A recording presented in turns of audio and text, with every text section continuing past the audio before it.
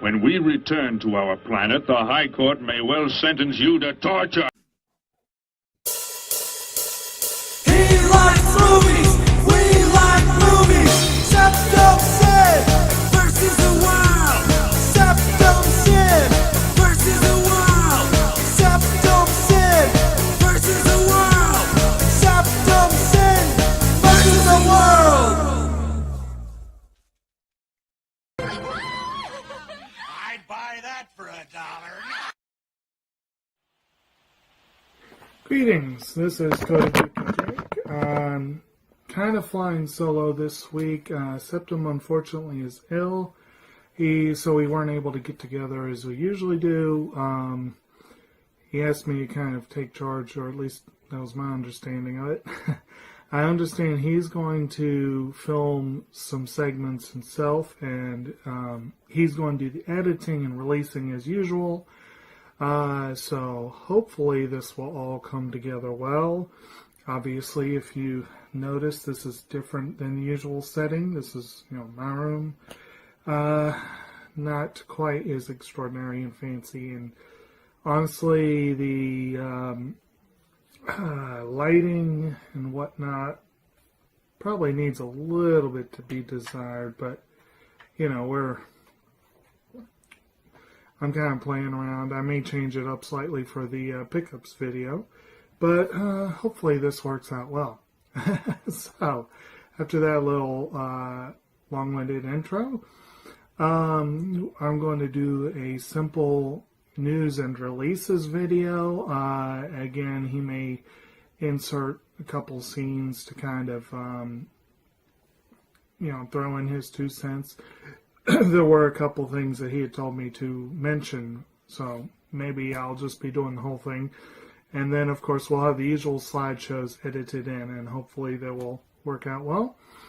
And we're going to start off with the death notices. And she was living on couches that belonged to her friends. She would sleep with her feet in her shins hanging over the ends, looking over her shoulder, never knowing herself. I believe she could never fit in till somebody new came along.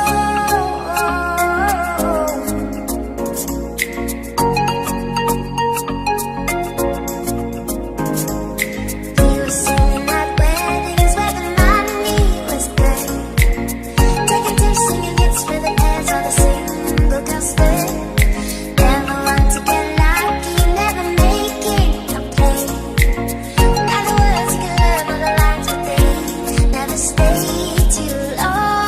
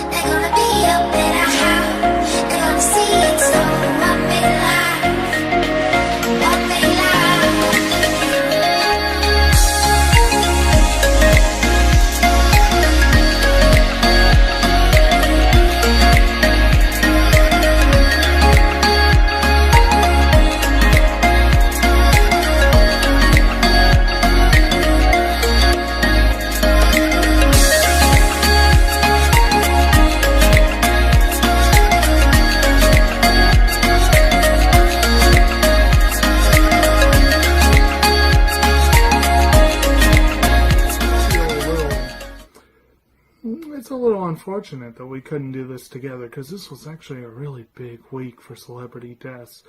And not just in the entertainment industry. I actually had kind of missed this, but I just noticed going through the death notices again that former UN Secretary General Kofi Annan is 80. That's a pretty big name to lose this week.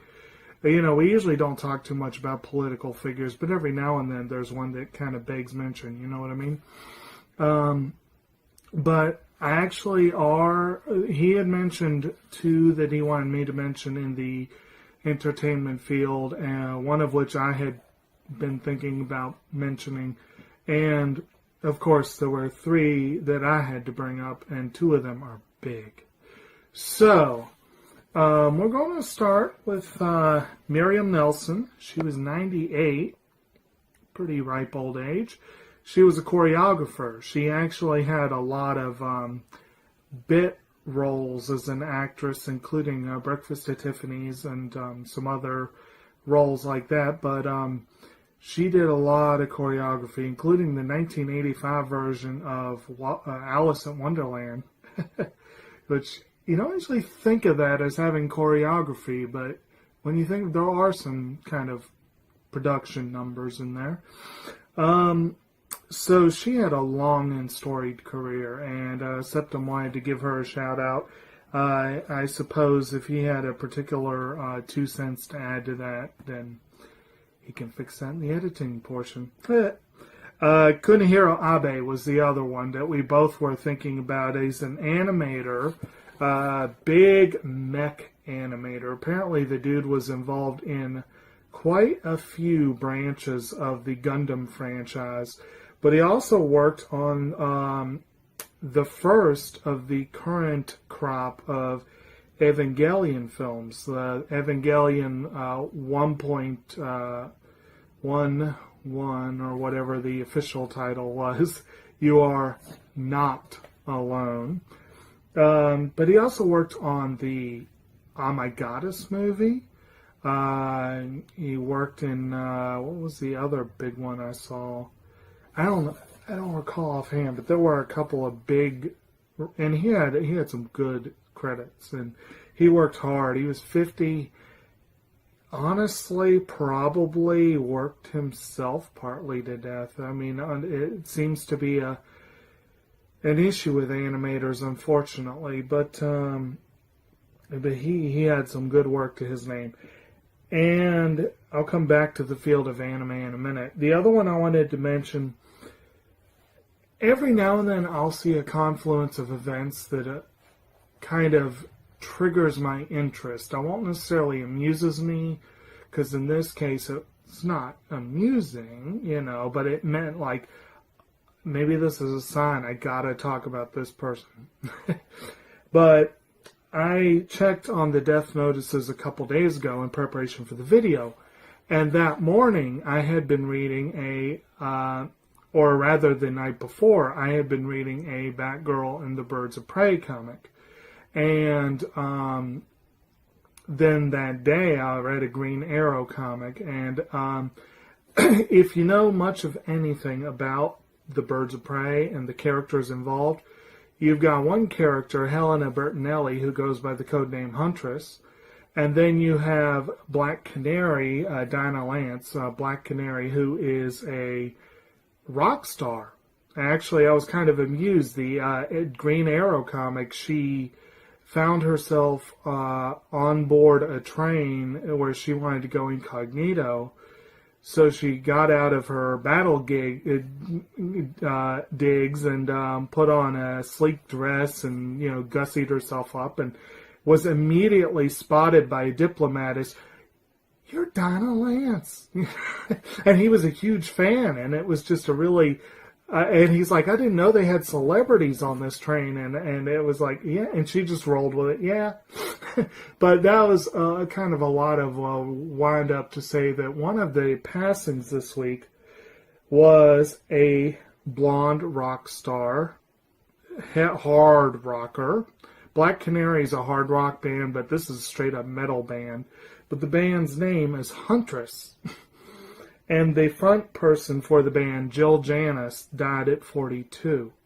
Apparently suicide, and this is really unfortunate. We've been having a lot of high-profile suicides this year, and it's unfortunate. But just like I said, the timing of that, I was like, oh my God, I got to talk about this. And I played a couple of the songs. I'm not a big metal person. I can't say I loved the songs, but I could see that this is a talented group, and if you're into that kind of music, I'm sure that's probably a huge loss for the metal community. Still, like I said, it's worthy of comment, and it's a shame that she wasn't able to go longer than that. 42 is a little young. The other two that we had are the big ones. Like I said, the big ones. And they actually had reversed ages. One was 67, one was 76. The 67-year-old was also an anime, and this is a big one. One of the big voice actors, one of the well-known, acclaimed, has been around for decades, sort of go-to guy if you need someone with a deep voice. Unsho Ishizuka. Probably best known in America and quite possibly in Japan for playing Jet Black in Cowboy Bebop. Huge role. Huge role.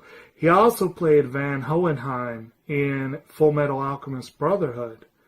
And he had recurring roles in Detective Conan, One Piece, he had a lengthy recurring role in Pokemon.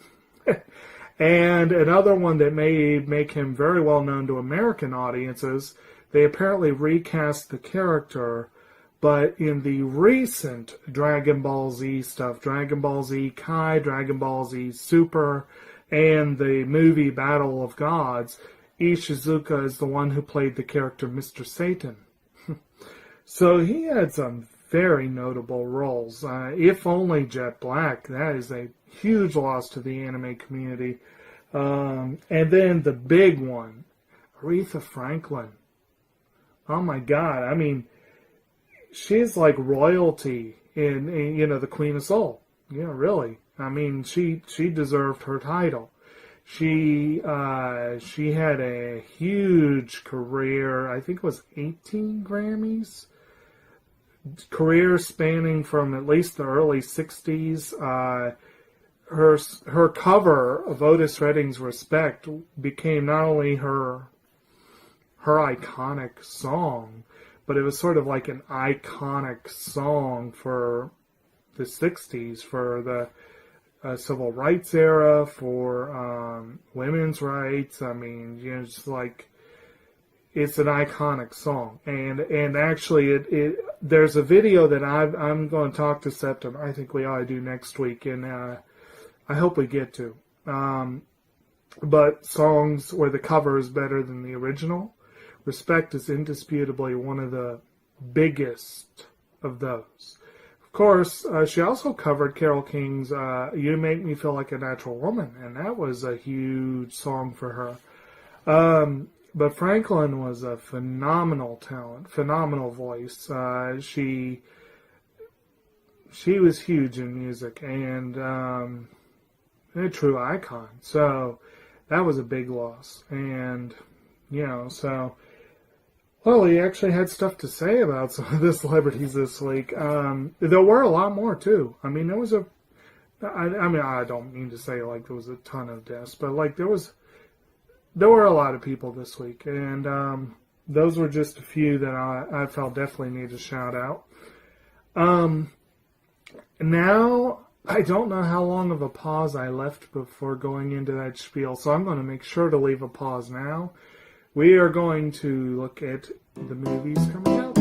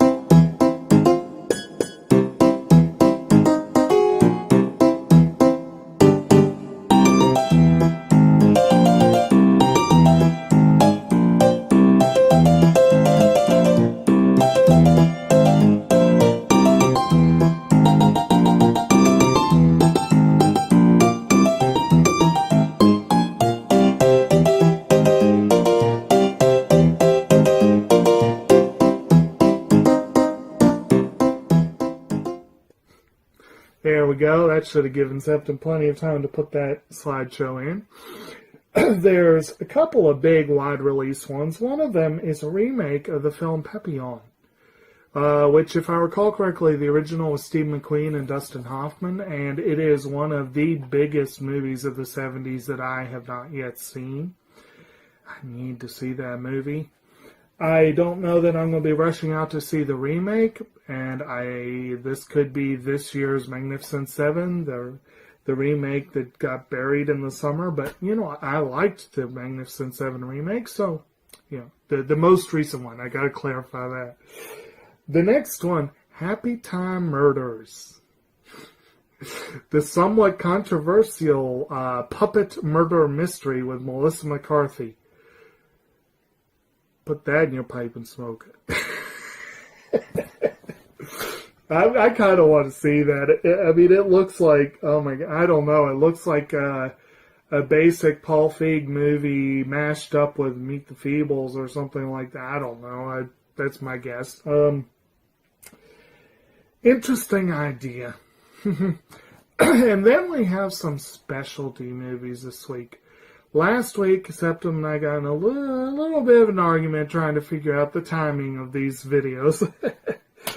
But he wanted to make clear that this week's video is the one where we were supposed to talk about The Night is Short, Walk On Girl. And I still don't remember the name of the director, but he's a director who is becoming very, very, very, very popular and very well known. I want to say it's Masaki. Jeez. But he also directed a movie, I think it was last year or the year before, that got a ton of praise called Lou Over the Wall. And I don't know, this guy, he's supposedly a real talent. And the movie is an adaptation of a book by an author who's becoming very popular and very well known, and I've forgotten his name too. But he wrote The Eccentric Family. He wrote a book that's going to shortly become a movie called The Penguin Highway. This is... I've heard really excellent things about both the director and the author, and this movie has gotten a lot of buzz. And I've said before, I do firmly believe that the Academy is horribly racist against Asians and will never give anime a fair shake. However, G-Kids is pretty good at sneaking a couple nominees in each year. And this movie does not look, Night is Short, Walk On Girl does not look like a typical anime. And I do believe it has Oscar potential because it doesn't look like a typical anime. So the Academy might think of it as a charming foreign film, the way they did Boy in the World or Chico and Rita or, some of the Cat in Paris, They may not, let's hope they don't recognize it as anime because then their racism will get in the way and they won't nominate it. But I am going to see this movie tomorrow, which by the time this film posts, probably I'll be watching it while this video goes up or something like that. Whatever Septum's schedule is going to be. I want to see it. It's only showing Tuesday and Wednesday, and I don't think it's actually playing after that. I think it's just the Fathom screening. It may get a limited release. I don't know, but it won't get a full release here. I know that. And the other event screening, the big event that we've all been waiting for. Technically a TV movie, and usually we just cover theatrical releases here. I don't even know if Septum put this in the slideshow, but it has to be mentioned that Sunday, there will be a showing of The Last Sharknado. It's about time. Yes, it's about time. I saw the first Sharknado and I loved it. It was so awful, but it was fun, and it was fun awful. I have not seen the sequels, but I tell you, I watched the trailer for this, and there's a scene. Oh, how did they describe it? It's so funny. I liked how the term they used. I can't remember what it was, but multiple tarot reads.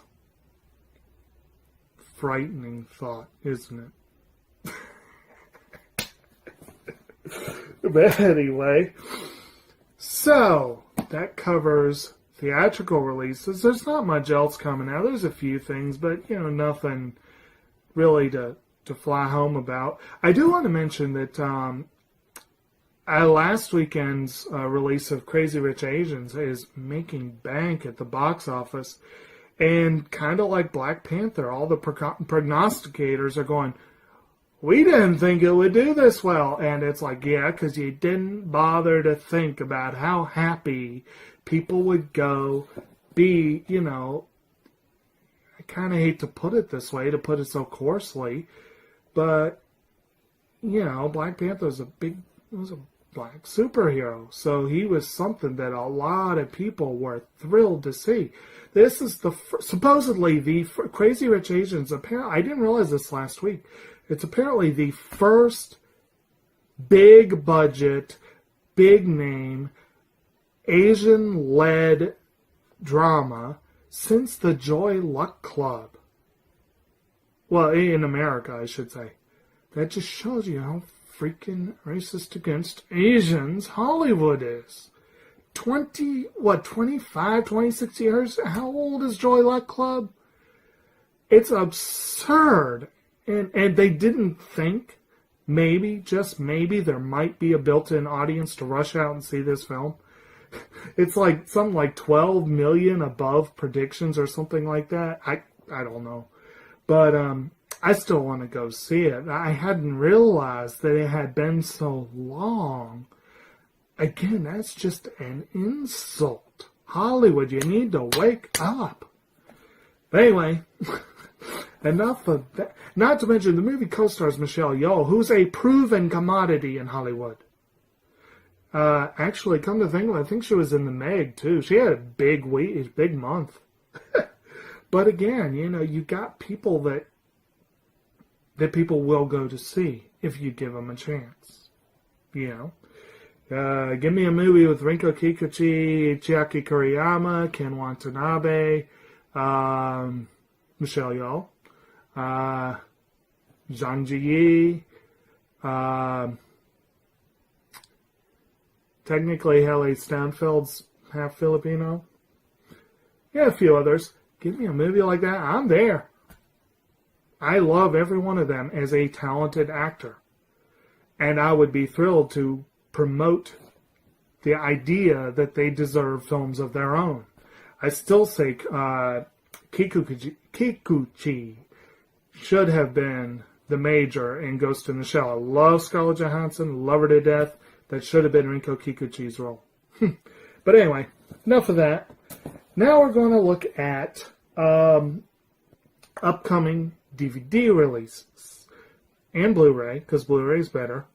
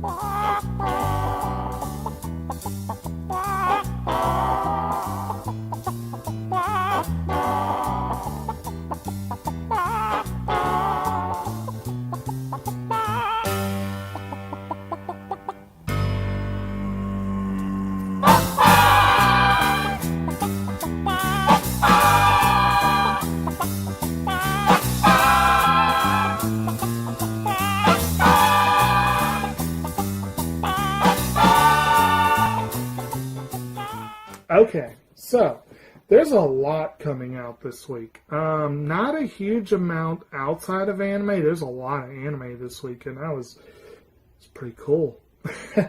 But there's a little bit otherwise. I think the movie Upgrade is coming out, and I heard decent things about it. The outside of anime, the two things that have me the most, or the three things that have me the most interested. There's a documentary called RBG about Ruth Bader Ginsburg.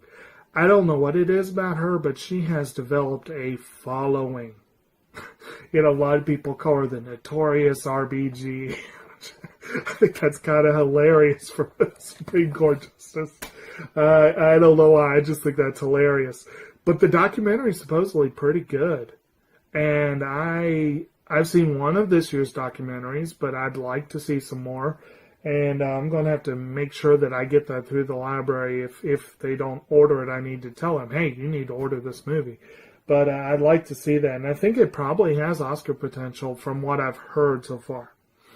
Especially because, let's be honest, the Oscars skew liberal. And if things go down the way they're probably going to go down, I could see the Oscars trying to send a message.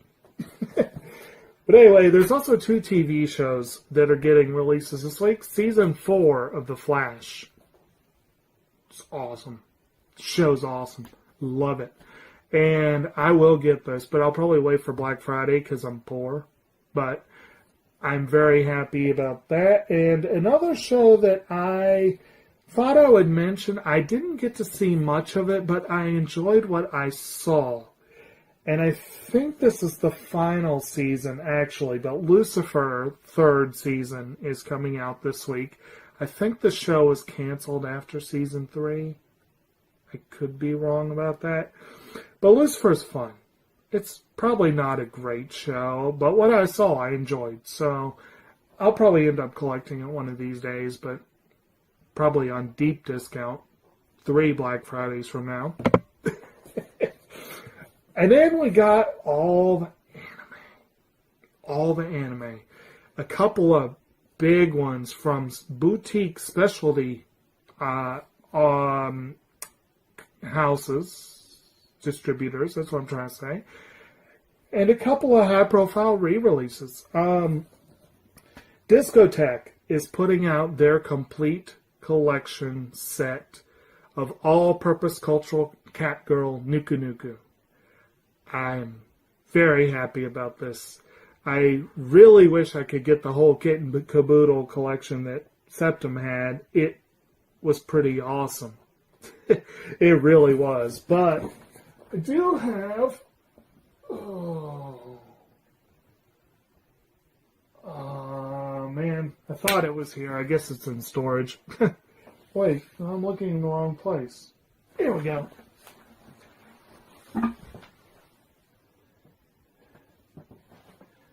I do have the original OVA release. And this was just kind of a silly, cheesy, fun little show from the early 90s, I believe. And the OVA is 8 episodes?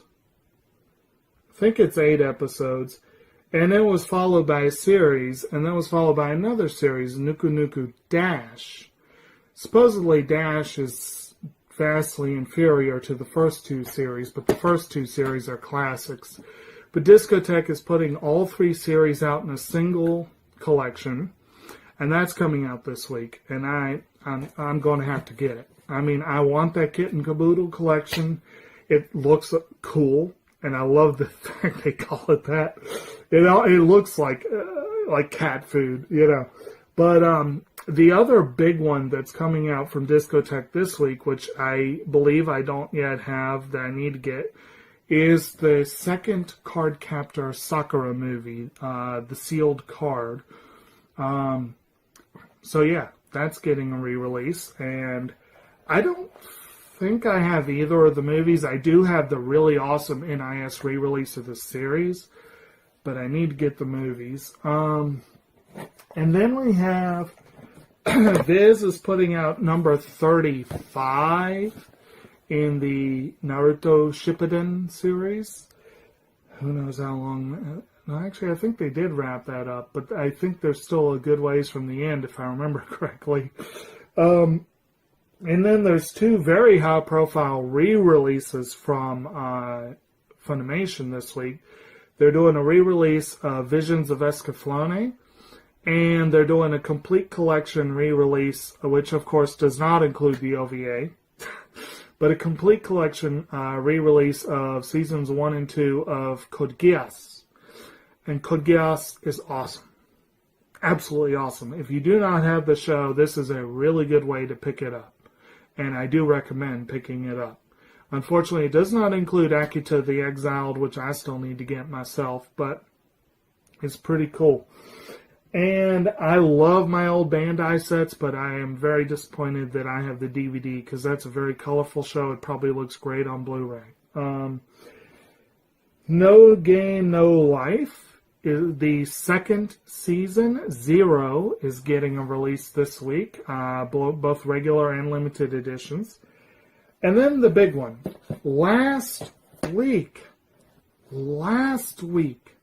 we talked about how Pony Canyon is putting out a complete series collection of Yuki Yuna is a Hero. And it's already being listed for sale with this crop of releases. I had no idea. I must have missed something, or Pony Canyon decided, like, at the drop of a hat, hey, Right Stuff, hey, we're going to send this to you next week. I guess. I can't, no. But there's 2 Pony Canyon releases this week. Yuki Yuna, the 12-episode collection, $95. It looks like a pretty bare-bones collection, but it also looks pretty nice. I'm disappointed that I won't be, if I go for that I won't get the soundtracks or anything like that. But whatever. And then Sound Euphonium 2, Volume 1 is coming out. I cannot for the life of me remember who had the first Sound Euphonium. It's a series I would like to see. But I want to say Aniplex had the first season. But second season, Ponycan has.